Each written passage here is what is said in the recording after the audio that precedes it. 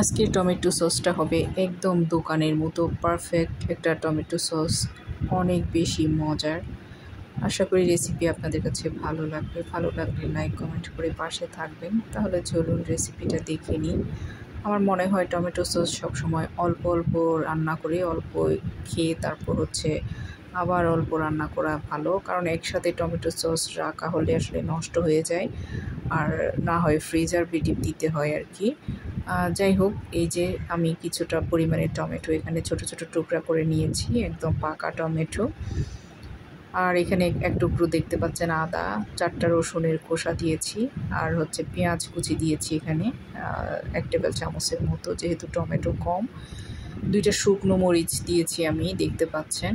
সাথে দিয়েছি এখানে লং, দারচিনি, আর চিকন জিরা অল্প অল্প করে দিয়েছি, দেখতে পাচ্ছেন, যেহেতু টমেটো অল্প।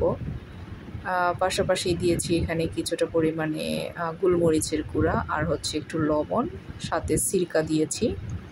এখন দিয়ে দিয়েছি অল্প একটু গুঁড়া মরিচ, আর চিনি দিয়েছি প্রায় 1/3 কাপের মতো। অল্প একটু পানি দিয়ে এটা সেদ্ধ করে নিব। আমি সব মশলা একসাথে দিয়ে দিয়েছি, যাতে করে আর কোনো মশলা অ্যাড করতে না হয়। আপনারা চেক করে কম বেশি হলে লবণ, মরিচ এগুলো দিতে পারবেন। এই যে একদম ভালো করে সেদ্ধ করে নিয়ে এখন আমি ব্লেন্ডারে ব্লেন্ড করব। এটা ঠান্ডা করে নিয়ে সব কিছু একসাথে আমি ব্লেন্ড করে ফেলবো। ব্লেন্ড করে যে একটু সেঁকে নিলে দেখা যাবে স্ট্রেনারের মধ্যে সব ময়লা থেকে যাবে, আর নিচে যে পিউরি সেটাই এসে পরিষ্কার হয়ে আসবে। এভাবে করে আমি একটা স্ট্রেনার নিয়ে খুব ভালো করে সবগুলো একটু সেঁকে তারপর নিয়ে নিলাম। এই যে দেখেন এটুকু হয়েছে। এখন আমি এখানে 1 টেবিল চামচ কর্নফ্লাওয়ার নিয়েছি, এটা অ্যারারুট নিয়েছি আমি।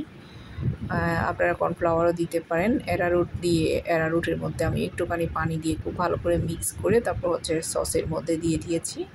এই পর্যায়ে আপনারা চিনি, লবণ কোনো কিছু যদি কম হয় কিংবা মরিচ আপনারা দেখে কিন্তু দিতে পারবেন, কোনো সমস্যা নেই।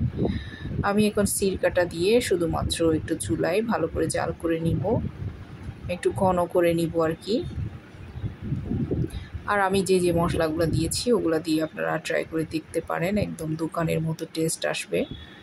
এই যে দেখেন, আর কিছু দিনই জাস্ট এভাবে করে নামিয়ে নিয়েছি। কালারটা দেখেন কত সুন্দর হয়েছে। এই যে থিকনেসটাও দেখেন, অ্যারারুট দিলেই কিন্তু আমার মনে হয় টমেটো সসটার থিকনেসটা খুবই সুন্দর আসে। যাই হোক, এখন আমি সসের বোতলে এভাবে করে নিয়ে নিচ্ছি। যেটা বলছিলাম, অল্প অল্প সস বানিয়ে খাওয়া ভালো, কারণ অনেক বেশি স্টোর করতে গেলে আমি দেখি যে নষ্ট হয়ে যায়, যদি ফ্রিজার বিটিপ দেওয়া না হয় আর কি। এই যে দেখেন, আমি একটু দেখিয়ে দিচ্ছি এটার থিকনেস কিংবা কেমন হয়েছে। সব কিছু মিলিয়ে খুবই মজার হয় আসলে এভাবে টমেটো সস রান্না করলে।